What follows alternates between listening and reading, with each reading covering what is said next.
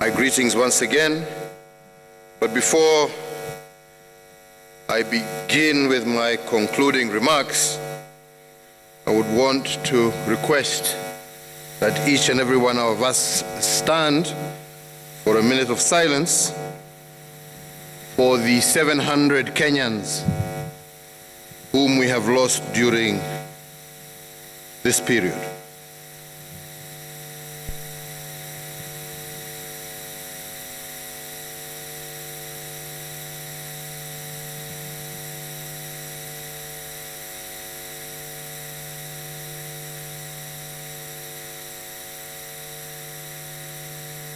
May God give them eternal rest. Thank you very much. Let me once again say how delighted I am today as we conference together, bringing teams from across the country and across the different sectors, teams that have shaped our national response to the coronavirus pandemic. In your different capacities, either as leaders, clergy, technocrats, doctors, civil society, different experts, private sector, you have all helped the country navigate through the turns and twists of the corona crisis for the last 6 months and brought us within sight of safe harbor. Indeed, the panel discussions held this afternoon have highlighted both the hits as well as the misses in our national endeavor to flatten the infection curve. And overall, we have all demonstrated resilience in the face of tremendous challenge. I join all speakers and participants today in celebrating our gallant health workers and all our essential service providers for keeping the Kenyan flame burning bright. Today, we honor and salute them all and recognize their representatives who are in our midst at this conference. Asanteni sana kwenu nyote. Thank you very much. Ladies and gentlemen, even as we mourn for our compatriots whom we have lost to this disease, we are eternally grateful also to God for our survivors and the recoveries. Each death is undoubtedly a tragedy, but every recovery is also a story of heroic triumph. And I am confident that as a nation, we will stay the course for the remainder of this journey and reach our desired end. For your efforts, I want to once again thank each and every one of you collectively, as well as individually, on behalf of the people and the government of the Republic of Kenya, and indeed on my own behalf. Ladies and gentlemen, for the last 6 months, the country has been in a season of paradox. Since March this year, when we recorded the first COVID-19 case, it became necessary to shut down the economy in order to save it. We had to avoid our loved ones, especially the elderly, because we care for their health just as much as we cherish their wisdom. And it became necessary to withdraw our children from schools in order to secure their future. All this was a paradox, a conflict between the new normal and what we think the normal should be. Today, however, we face an even greater paradox. As we flatten the corona curve, it appears like victory is on sight. Yes, indeed, the COVID positivity rate has fallen from 13% in June, 7% in August, and now stands at 4.4%.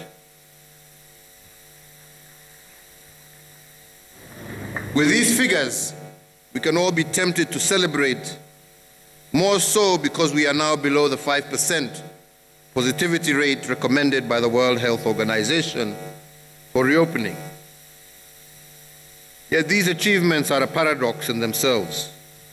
And I say so because the greatest danger is always at that moment of victory. In fact, experience has taught us that we are most vulnerable and fragile at the moment where we think we have won. Indeed, as my brother, the Honorable Musalia Mudavadi said, I'm not saying this to belittle the achievements that we have made, but just, indeed, as he told us, only asking us to incline on the side of caution. If we have won one battle against COVID-19, we have not yet won the war. The possibility of a second wave of this pandemic is real, as we have seen in other countries. As an affirmation that the enemy is still within our borders, we continue to record new infections every day, even as we speak. And in that regard, to forestall what is happening elsewhere, we must continue adhering to the protocols issued by the Ministry of Health. But we have also seen successes, and I am particularly delighted by the advances that we have made in the health sector. When we were hit with this pandemic in March this year, we only had 8 infectious disease isolation beds countrywide. 7 days exactly after the first COVID case was reported, we were able to increase this bed capacity to 60. Currently, and working in partnership with county governments, we have over 300 ICU beds and 7,411 isolation beds nationally. And this done in 6 months. These achievements are indeed phenomenal. And through you, Governor Oparanya, Chair of Council of Governors, I take this opportunity to thank you for the partnership that you and your governors have shown during this very difficult period of time.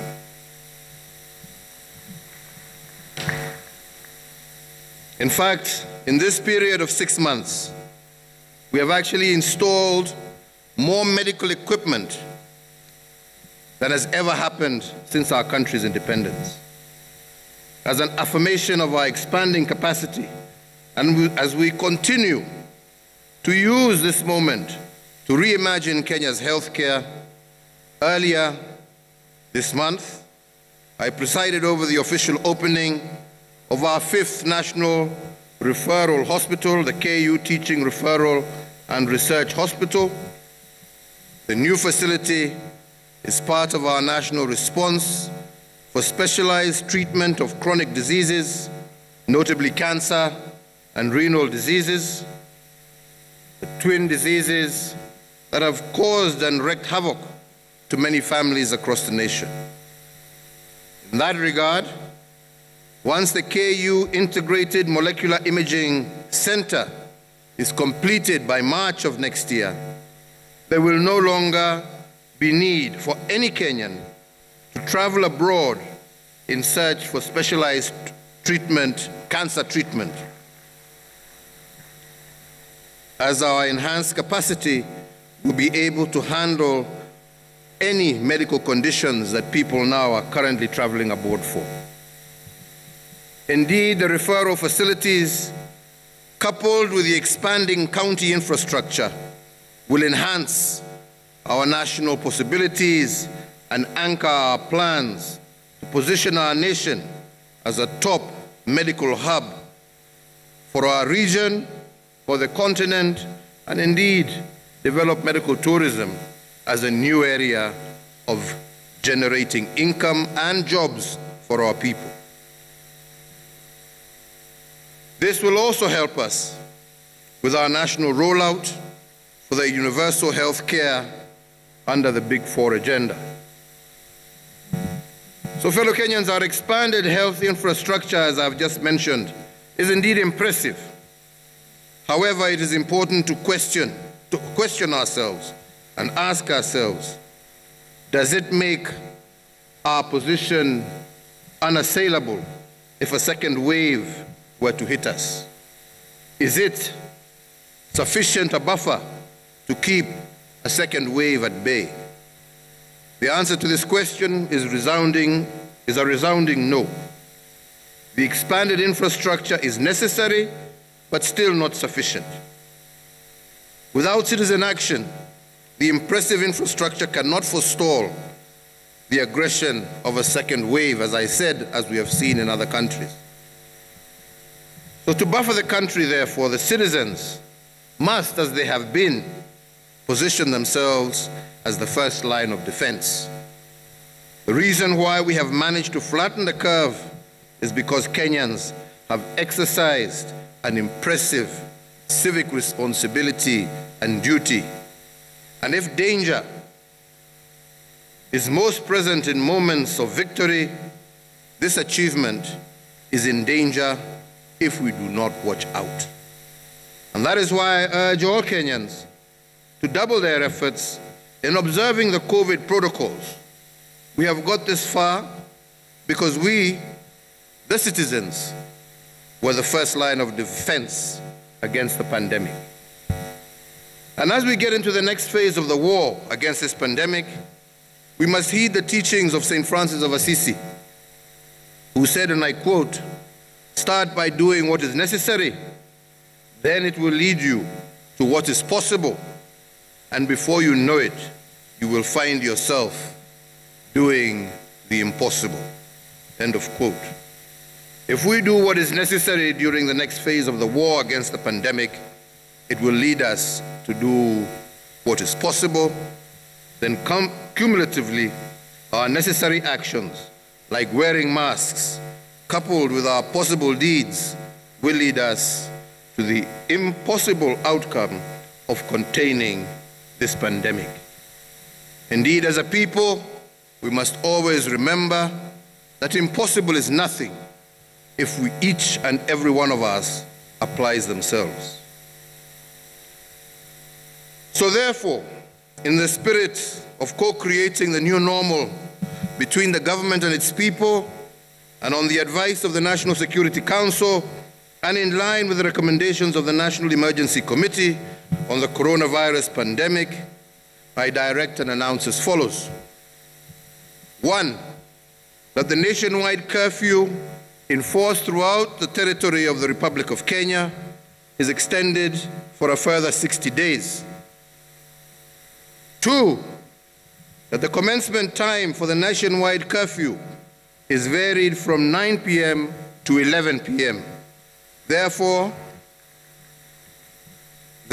effective tomorrow, Tuesday, the 29th of September 2020, the nationwide dusk to dawn curfew will run from 11 o'clock at night to 4 o'clock in the morning.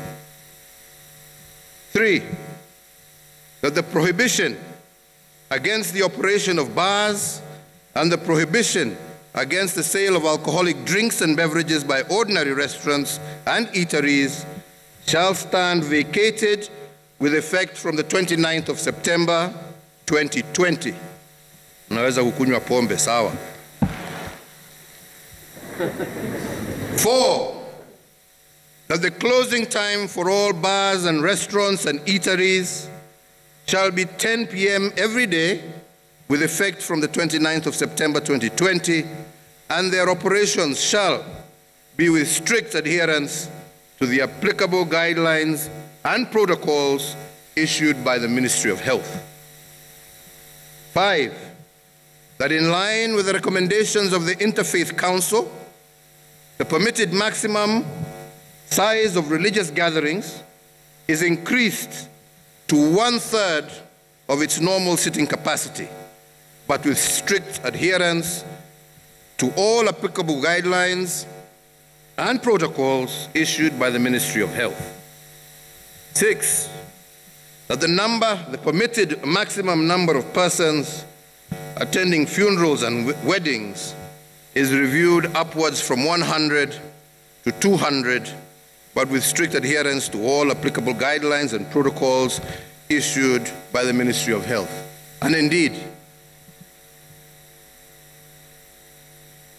once again going back to the Honorable Musalia Mudavadi, he posed a question.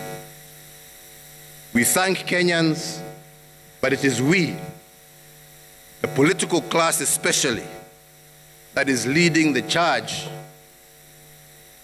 in defying laid down protocol. So hii ugonjwa ikiendelea kusambaza, tujiangalie sisi wenyewe mbele ya tuanze kuangalia wananchi. Hiyo nimesema 200, good.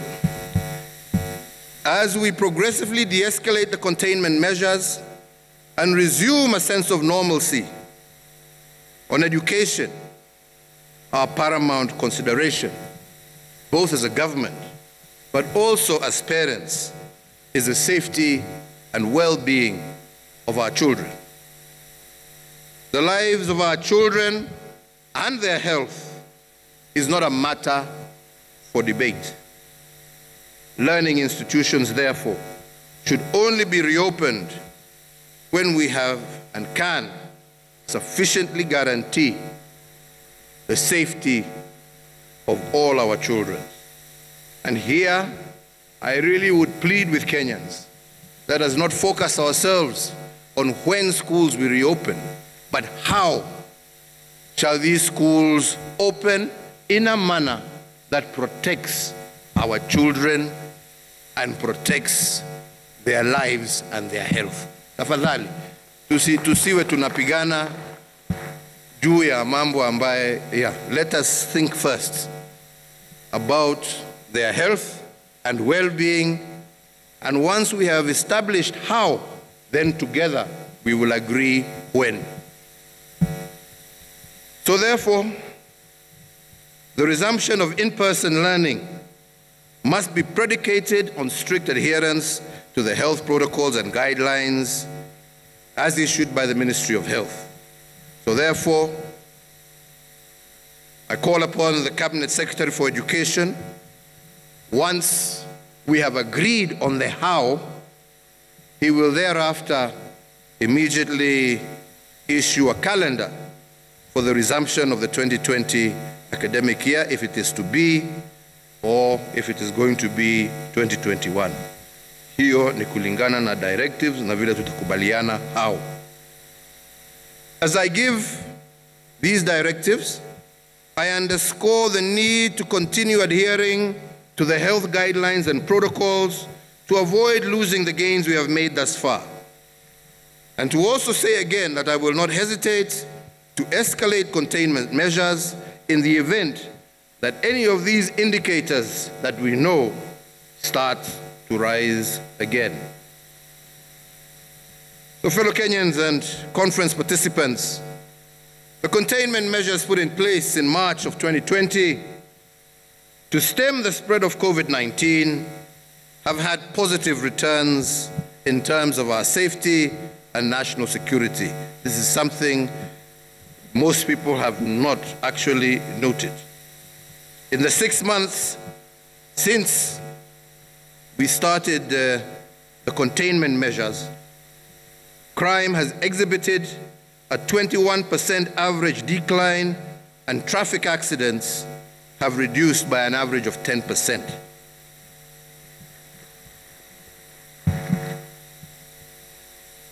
So with that, I want to conclude with some thoughts for all of us.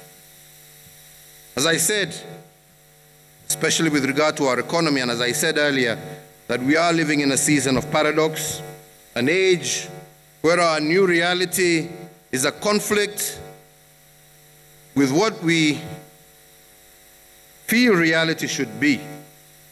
Indeed, that is not only true of our social lives, but also true of our economy. Against all odds, as we have seen and heard today, some of our entrepreneurs have remanaged and reimagined the subsisting pandemic and created a new business reality that disorganizes the existing order at play. This is a new business model driven by innovators and makers of things, people who did not see danger in the COVID crisis, but actually saw an opportunity. businesses that experienced shock from COVID but bounced back better. But the question that this development begs is the following. If positive disruptions and innovations have mushroomed during COVID-19, how do we together support them as part of our resilience building strategy? How do we boost a small samosa delivery company known as Wow Eats, whose recipe is hundreds of years old, for instance? How do we encourage the Association of Women in Agriculture with their innovative work, especially amongst vulnerable, informal settlement women across the country? How do we assist this kind of people? During the first phase of this pandemic, we rolled out a series of economic stimulus packages, and today, in support of our small businesses and innovators, I also direct as follows. One, that the National Treasury considers retaining the VAT at 14% until the 1st of July 2021. Two, that the National Treasury considers retaining the income tax rate, pay as you earn, at 25% until the 1st of January 2021. Three, that the National Treasury considers retaining the resident income tax, which is corporate tax, at 25% until the 1st of January 2021. And four, that to continue cushioning low-income earners, the National Treasury maintains the 100% tax relief for persons earning a gross monthly income of up to Kenya shillings 24,000 beyond the sunset date of 31st December 2020. Five, that to continue cushioning our micro, small, and medium-sized enterprises, the National Treasury considers maintaining the reduction of the current turnover tax from 3% to 1% for all micro, small, and medium-sized enterprises. And six, to enhance access to credit for our micro, small, and medium enterprises, the National Treasury is directed to expedite the ongoing rollout of the Credit Guarantee Scheme in partnership with participating banks as well as our development partners. The Credit Guarantee Scheme, as approved by Cabinet, is a risk-sharing partnership between the government and the banks, which will afford our enterprises across the country to access credit and would increase the amounts that we can lend to this sector by an additional 100 billion shillings. So, fellow Kenyans, when COVID pandemic hit us in March this year, we did not know the extent of the crisis. In between the crisis, I told you that we were in what I was calling the fog of war. The theaters of war were invisible and indeed foggy. However, today, I am comforted by the fact that we are not running in the dark. We might not know everything about the pandemic, but we do know a lot more than we did in March. And although we only know in part, we are better prepared today than we were in March this year.